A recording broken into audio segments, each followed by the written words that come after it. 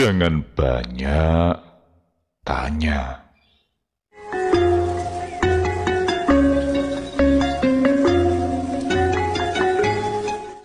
Dikisahkan dalam Quran bahwa Nabi Musa belajar hakikat ke Nabi Khidir. Namun, pada akhirnya Nabi Musa gagal menjadi muridnya Nabi Khidir. Lantaran bertanya 3 kali kepada gurunya tentang sesuatu yang muskil saat itu. Hal ini menjadi pedoman bagi salik atau penempuh jalan ruhani yang sedang ngaji hakikat untuk menahan diri dari bertanya. Sebagaimana Nabi Musa gagal dalam perjalanannya, maka salik pun bisa jadi gagal pula dalam perjalanannya. Inilah yang dimaksud oleh hadis Rasulullah Shallallahu Alaihi Wasallam bahwa Allah membenci beberapa hal. Salah satunya yaitu banyak tertawa dan banyak bertanya. Ya, konteks hadis tersebut adalah bertanya dalam hal hakikat. Karena hakikat itu untuk dirasakan dan dipraktekkan, bukan dipertanyakan.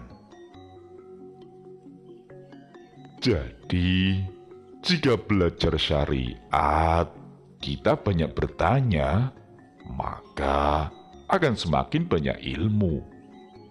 Sedangkan dalam belajar hakikat, semakin banyak bertanya, maka dia semakin tidak dapat apa-apa.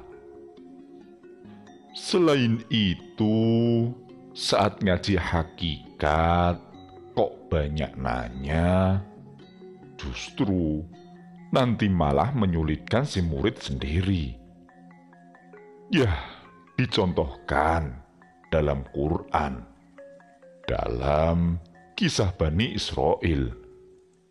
Bagaimana saat Allah memerintahkan menyembelih sapi, kaum Israel bertanya, sapi jantan apa betina? Dijawab, sapi betina. Lalu bertanya lagi, sapi betina yang tua apa muda? Dijawab oleh Allah, pertengahan antara tua dan muda. Dan Bani Israel bertanya lagi. Setelah mendapatkan jawaban, mereka bertanya lagi dan lagi. Akhirnya malah menyusahkan diri mereka sendiri. Padahal asal menyembelih sapi betina saja sudah cukup.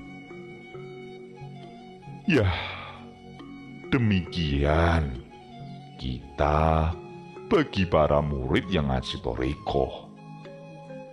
Jika kita sebelumnya di ngaji syariat diajarkan untuk bertanya, biar banyak ilmu dan pengetahuan, selanjutnya di jenjang ngaji hakikat atau thariqah ini, kita diajarkan untuk lebih banyak diam dan menahan diri dari bertanya.